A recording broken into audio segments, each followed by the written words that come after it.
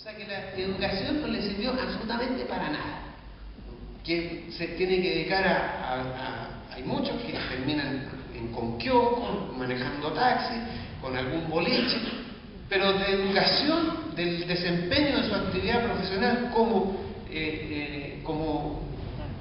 implementando su formación educacional, 56,7% no está habilitado. Por lo tanto, de estos millones de estudiantes, terminamos con 250.000 que podemos decir que efectivamente son eficazmente beneficiados con el sistema universitario.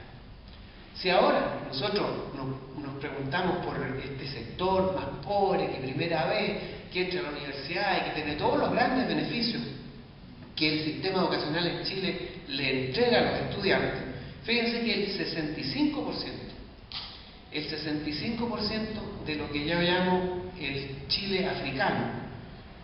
¿Por qué yo llamo eso el Chile africano? Porque hay un estudio que hizo la Universidad de Coportal, Museo Andrés Sales, en donde comparó los ingresos promedios de los distintos sectores sociales y llegó a la conclusión, porque los datos lo dicen, que el 60% de los chilenos, vive con un ingreso promedio inferior al de un país como Angola, que está en África y que es uno de los países más pobres del mundo. 60% de chilenos. 6 de 10 chilenos viven en condiciones de país africano. Bueno, ese 60% tiene una tasa de deserción del 65%. O sea que si yo saco de 100 estudiantes del sector más pobre, del Chile africano, los pongo en la universidad, ya sé que de esos 100, 65 no van a terminar.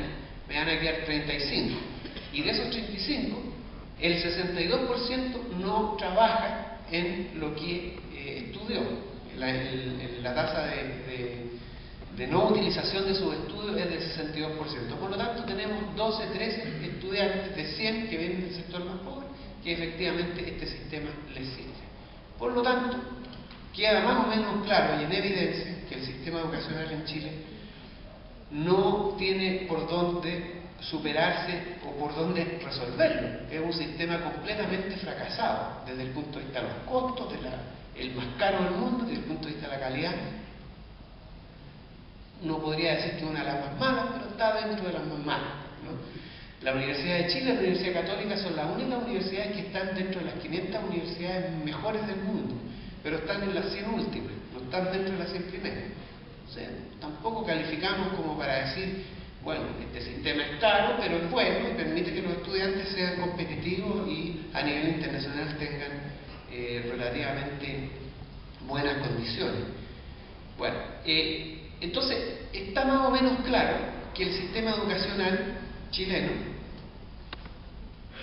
no permite mejorar las condiciones sociales, al contrario, las profundiza y las incrementa.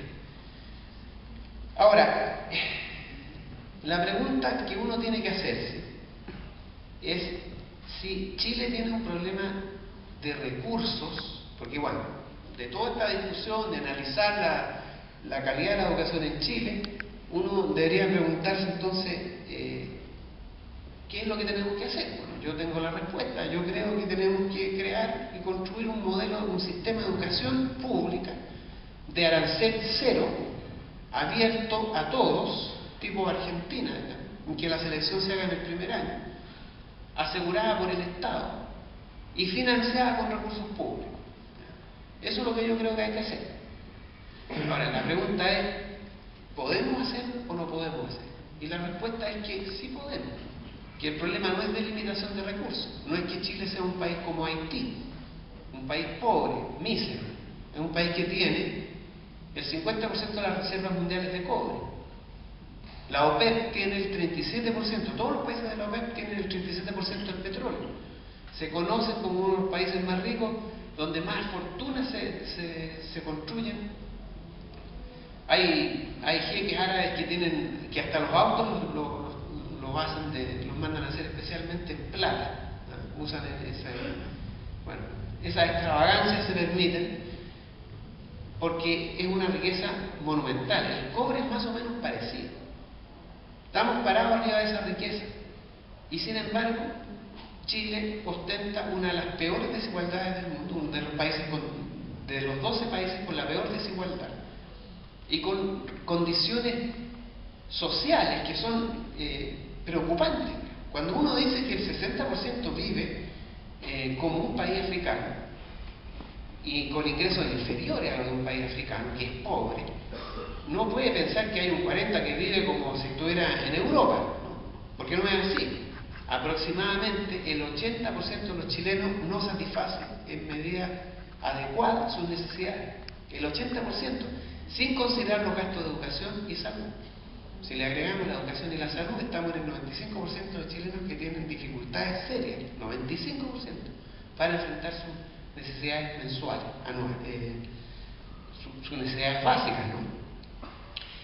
Lo que yo sostengo es que el problema en Chile, y ya más o menos queda claro en el análisis que se hizo en el panel anterior, que el problema es político. No es que no tengamos recursos. Aquí hay un problema político de fondo. La sociedad chilena es una sociedad asimétrica. Es decir, ustedes, que no los veo, supongo que están ahí todavía, no sé quién. Ustedes, yo, somos como el hidrógeno. Si nos metieran en un globo, ¿no?, y nos pusieran arriba de la balanza del poder, en vez de hundir la balanza, subiría. No pesamos absolutamente nada, ni en medida menor a la hora de la toma de decisiones. Los policy makers, que les gusta decir a los economistas, o sea, los tomadores de decisión, y un caso, miren, un ejemplo de esto reciente, porque todos los días hay ejemplos así.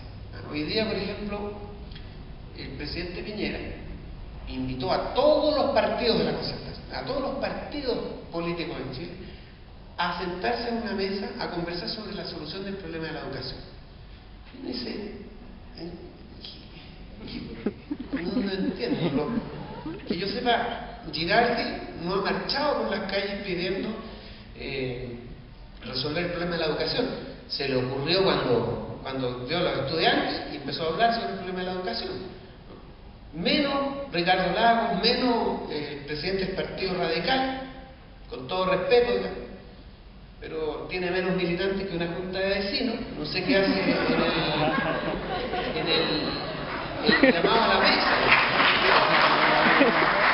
Y con todo respeto a lo que fue el radicalismo en la historia de Chile, que engendró esa famosa expresión del presidente Aguirre Cerda: gobernar es educar. ¿No? Ya no están en esa, ahora están en lucrar para educar para lucrar. Esa es más o menos la máxima medida, ¿no? Pero bueno, fíjense, movimiento estudiantil ni por las tablas, académicos, profesores que han puesto a este país de cabeza, lo obligaron a cambiar al ministro Estrella que tenía, Lavín. Yo no sé por qué Estrella. Uno mira la cara y dice, ¿de dónde Estrella no, a mí nunca me ha convencido esa pinta de niño estudioso que tiene, de Mateo, ¿no? Y el cabro chico así, buena onda, nunca me ha convencido. Bueno, el movimiento estudiantil bajó a ese ministro, lo obligó a cambiar al ministro. Tiene el desorden completo en las aulas de clase, en las aulas universitarias, en los colegios, amenazas de perder el año, y a la hora de discutir sobre el tema de la solución, no están invitados.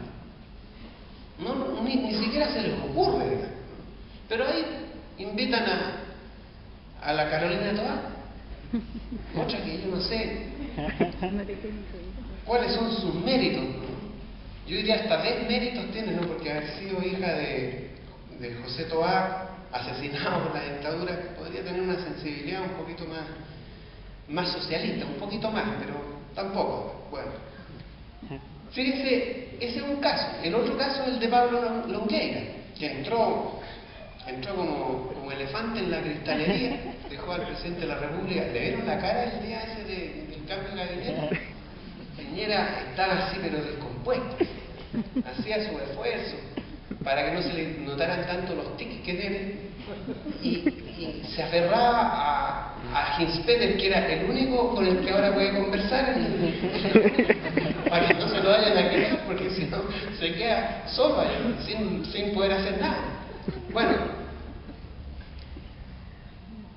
Pablo Longueira llama, ayer o anteayer, no recuerdo, pero esta reflexión se me ocurrió ayer, llama a los del retail, ¿no? Porque ha hecho más escándalo con la tarjeta Presto y con la Polar, llegó así como vamos a ordenar esta cosa, ¿no? Y llamó al retail, y resulta que los más importantes del retail no llegaron. No llegó Cencosud, no llegó el Líder, no llegó la Polar, no llegó ITES, no llegaron ninguno de los que tenían que estar ahí, que son realmente los cabrones del negocio. Y además no invitó a los consumidores. Dijo, no, si para eso estoy yo aquí. Será por lo que consume, debe consumir en promedio más que en promedio más que cualquier chileno común. Quizás por eso digo, estoy aquí para representarlo. Una vez más, los consumidores, los afectados, los dañados, los perjudicados con este sistema a la hora de resolver el problema, no está. Y peor aún, ¿cuál es la solución? Autorregulación. Uno dice, ¿qué significa autorregulación? Vamos a informar a los... ¿Ustedes creen que la gente del retail le va a informar a alguien que se va a endeudar por 300.000 pesos que le va a costar carísimo, cuando el negocio de ellos es endeudar al consumidor? Entonces es totalmente absurdo. Estas soluciones que inventan, que claramente dan cuenta de cómo está estructurado el poder. Los consumidores, las familias, los estudiantes no tienen ningún peso, ninguna relevancia. Pero los señores del retail no se les pone normas, no se les regula, ellos se autorregulan. Los políticos son los que nos representan. Esa es la forma, ese es el problema de Chile. La asimetría completa del poder, donde las multinacionales, los conglomerados financieros ya tienen un representante en la moneda. Lo único bueno que tiene Piñera en la moneda es que se sinceró la situación. Antes teníamos ahí en la moneda a los secretarios, a los jefes de gabinete del capital, a los emisarios del capital, a los ¿cómo diría yo?, mayordomos del capital, ¿no? Ahora tenemos al capital. Por lo menos podemos mirarle la cara y saber que las cosas ocurren porque efectivamente ellos están sirviendo los intereses de ese sector. Entonces, el problema de Chile es fundamentalmente ese: la no representatividad política, la ausencia del interés público, y donde las decisiones del poder están funcionalizadas exclusivamente, diría yo, en los intereses del capital nacional, multinacional, los grupos económicos y esta oligarquía financiera que tiene al planeta en vilo. El problema de Chile entonces es político, no es un problema de recursos. Veamos, por ejemplo, qué pasa con el cobre. Esto que sea... Dale más adelante, ahí, no, un poquito antes.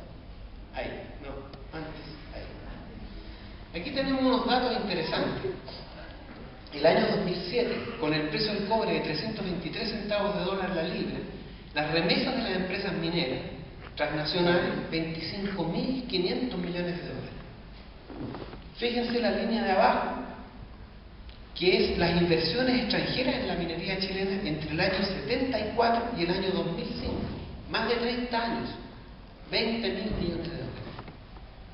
En un solo año recuperaron la inversión de 30 años y ganaron un excedente. Más encima. Si avanzamos en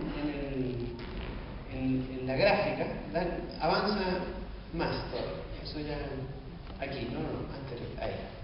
Fíjense esos datos. Ahí están las ganancias de las empresas mineras privadas desde el 2006 al 2011. 25.400 millones, 28.000 en un año. Más que, o sea, es decir, han recuperado la inversión por lo menos unas 10 veces. Por lo menos unas 10 veces.